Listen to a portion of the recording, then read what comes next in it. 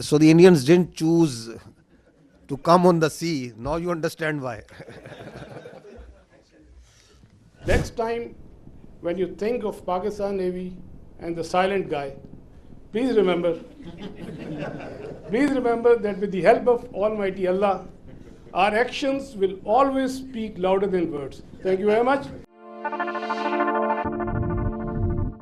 By the grace of Almighty Allah and with Almighty's help, we were able to defend Pakistan's sea frontiers and deter an enemy which is numerically superior. We kept the enemy at bay, and I'll just briefly talk about how we executed our operations. So essentially, protection of Pakistan's maritime interests and seaboard defense, that is the task of the Navy. And Alhamdulillah, with the help of Almighty Allah, we were able to do that. On any given day of the year, we maintain perpetual readiness. And what that means is that our ships and submarines, they are stocked up, all the military logistics are stocked up. And for us, the transition from peace to war is not only swift, it's almost invisible.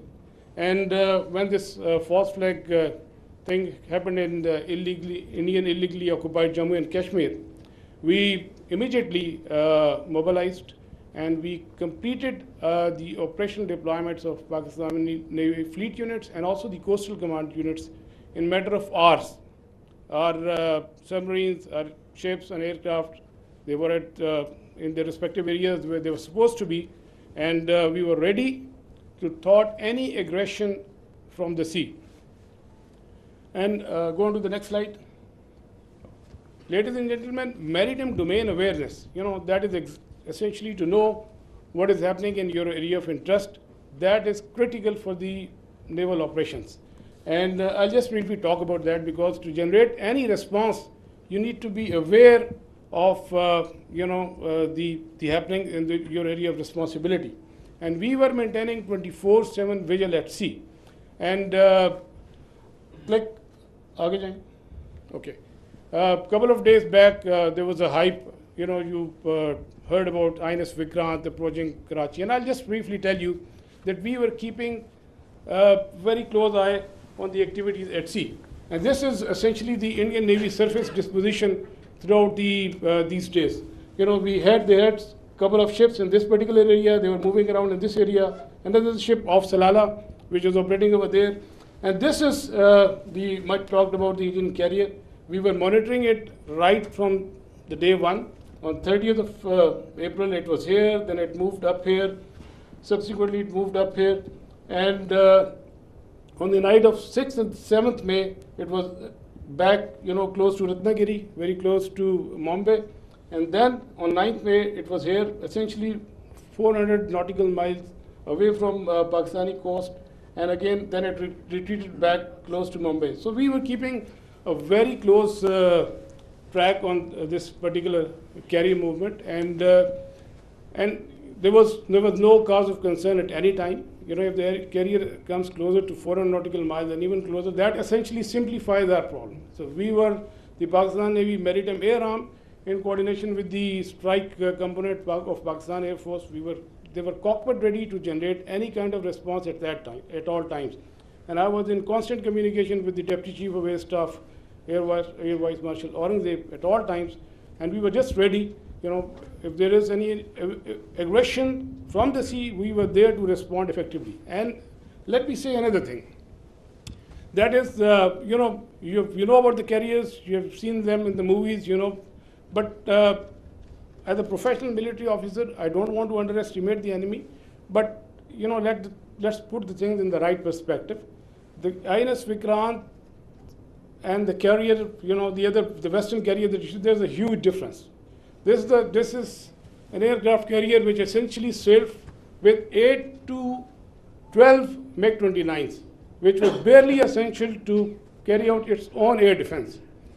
The purpose of the carrier is power projection and to ensure air superiority in a given sea area. So with this, less said the better. This is simply not possible, and the Indian Navy exactly knew this, and that is precisely why on the 9th of 6th and 7th, when they carried out this cowardly attack on the civilians, they moved this carrier to the safety of their own coast, well away from Pakistan's strike capability, close to this Ratnagiri area. And again, on the night of 9th and 10th, it was moved very close to the Mumbai. It was essentially 17 to 20 nautical miles off Mumbai. But we were keeping a track. We were fully aware of their movements in this area, and we were always ready to generate a response in coordination with the Air Force, especially in case of the aircraft carrier. Subsurface elements, the offensive element, they were offensively deployed. They were in their respective areas and ready to generate a response. And also,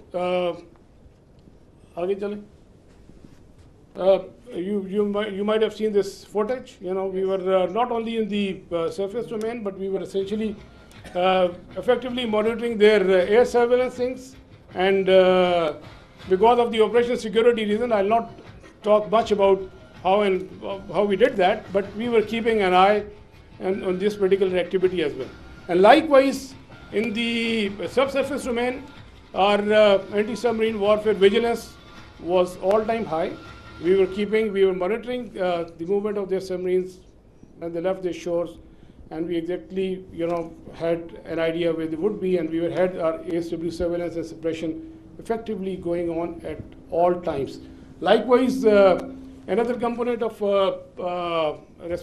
Pakistan Navy's responsibility is the defense of the Creek area. We had our coastal command units deployed over there in close coordination with headquarters 5 Corps elements, Pakistan Army elements, and they were poised to defend this particular area in case of any aggression from the south.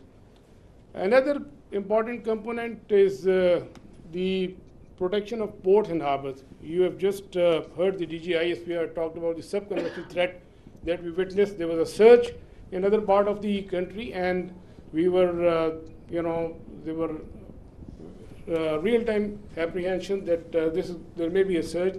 So we ensured the protection of all ports and harbors of Pakistan, and coastal command elements, they effectively played a very, very important role in this. And just to mention that on the night of 6 and 7, when they carried out the attack on Pakistan, we were fully ready to respond to any aggression from the sea. We were just ready, and but the enemy chose not to come over. It was essentially not a matter of choice. I would say it was a matter of compulsion, because enemy fully understood the cost it would have incurred had it ventured from the sea. And likewise, वापस जाइएगा, go back please, go back. And a few words about the missile threat that you have talked about. You must have heard the enemy missile attack. We were keeping a very close eye on enemy deployment in this area, from where they can potentially launch a missile threat towards Karachi. We were fully aware, and we had our response ready to in that eventuality. And go on to the next slide, please.